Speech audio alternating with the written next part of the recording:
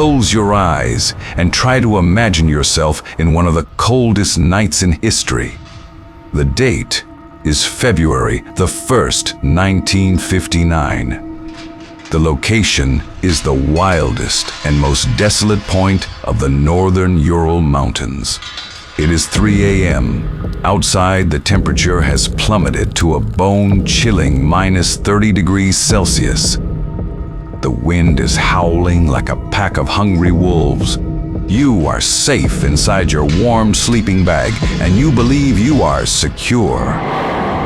But suddenly something so terrifying happens that you lose all ability to think logically.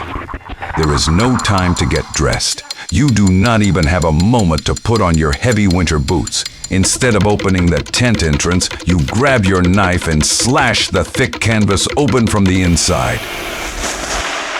And then in your socks, or sometimes completely barefoot, you run into the deadly frost and into the pitch-black darkness. There is no looking back. Staying in the tent means a horrific death, but going out is also suicide. They chose the second option. This is not just an accident. This is the brutal and unexplained end of 9 young lives. This is the darkest mystery of Soviet criminalistics involving thousands of pages of secret case files. Today, we will look at the terrifying details the Dyatlov Pass has hidden under the snow, along with the official autopsy reports and the questions that have remained unanswered for 60 years. Everything began in January of 1959. A special group of 10 people set out from the city of Yekaterinburg. This was not a casual student hike. The group leader, Igor Dyatlov, was one of the most demanding and disciplined young hikers of the Soviet era. Every person in his team was a professional capable of surviving in the harshest natural conditions. Their main goal was to achieve the highest grade 3 certification by climbing Mount Otorten, one of the most difficult peaks in the Northern Urals. In the language of the local Mansi people, this name sounds very ominous. Otorten means, "Do not go there." You must know one crucial detail about the team. Most of the group members were students and graduates of the Ural Polytechnic Institute. However, there was one different person among them, Semyon Zolotaryov. He joined the group at the very last moment. He was much older than the others. Later, many researchers claimed that Zolotaryov's presence there was not accidental. He might have been connected to the secret intelligence services of that era. At the beginning of the journey, the group was 10 people. However, a strange twist of fate occurred. A participant named Yuri Yudin suffered from chronic leg pain that suddenly worsened. He was forced to leave the group at the last village. He did not know that this farewell would save his life. Yuri Yudin became the only person to survive this hell. On February the 1st, the group reached the slope of Kolatsiako. In the local language, this name means the Dead Mountain. The weather conditions were deteriorating. A powerful snowstorm was beginning. The group leader, Igor Dyatlov, made an unexpected and strange decision. Normally, in such weather, hikers should descend into the forest zone to protect themselves from the wind among the trees. But Dyatlov gave the order to set up camp on the open slope. This was the spot where the wind was hitting most violently. Years later, when experts analyzed this decision, they were astonished. The tent was set up very professionally. This means the group was not in panic. They had chosen this dangerous spot consciously. Perhaps they did not want to lose the altitude they had gained. Or maybe something down in the darkness of the forest was scaring them more than the storm. The final entries in the found diaries are quite calm. There are jokes and route plans for the next day. There is no sign of danger. Dinner had been eaten. The participants had undressed and climbed into their sleeping bags. And then time suddenly stopped. When there was no news from the group for a long time, a large-scale search operation began. On February 26th, rescue pilot Mikhail Ravine saw a dark patch in the middle of the snow from the air. It was their tent. When the rescuers approached the tent, the scene froze their blood. The inside of the tent was almost in order. Personal belongings were in place. There were pieces of cut, frozen food. But one thing was missing. The boots. All the winter boots were lined up neatly inside the tent. So where were the people? On the snow, there were footprints made by socks and sometimes a single bare foot. These tracks led away from the tent and towards the forest.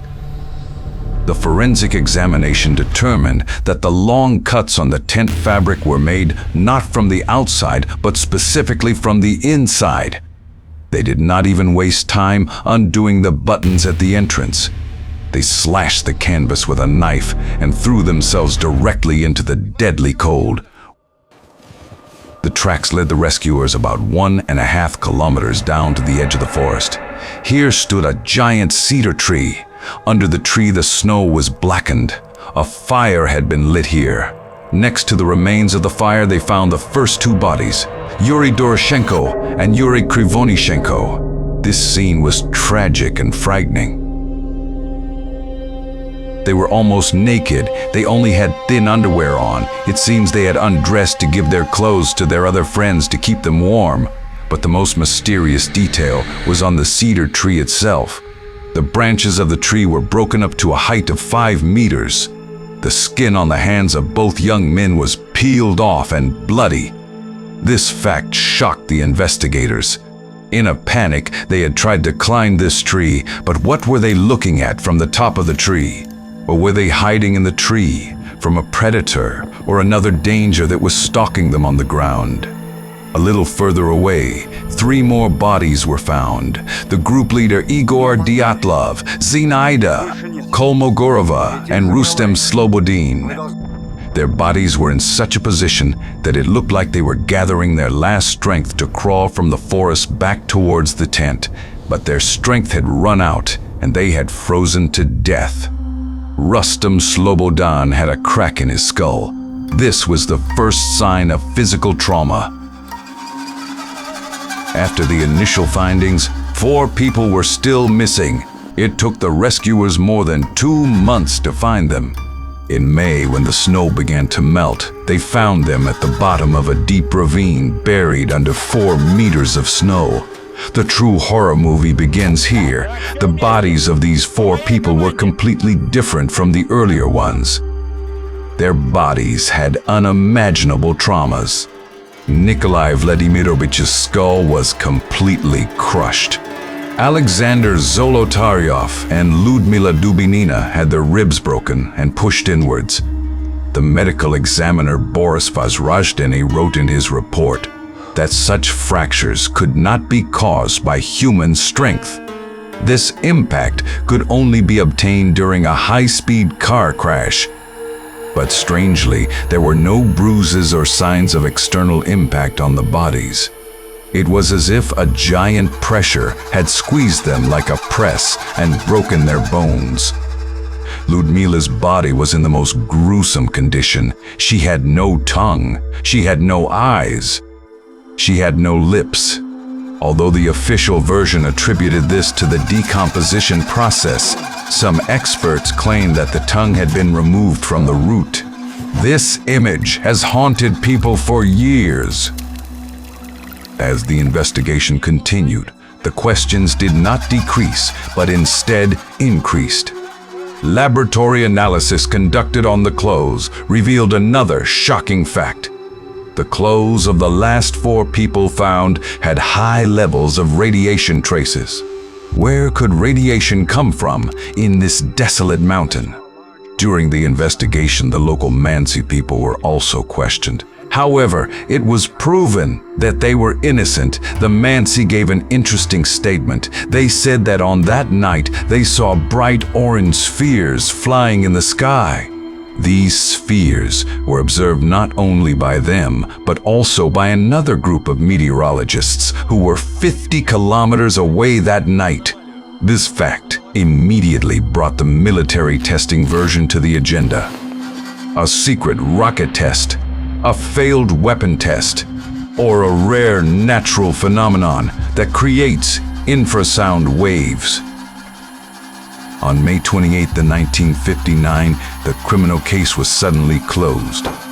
Soviet investigators wrote a mysterious phrase as the cause of death that had never been seen in legal history. The cause was a compelling natural force. All documents were immediately classified and sent to a special archive. Entry to that region was completely forbidden for 3 years. Years passed.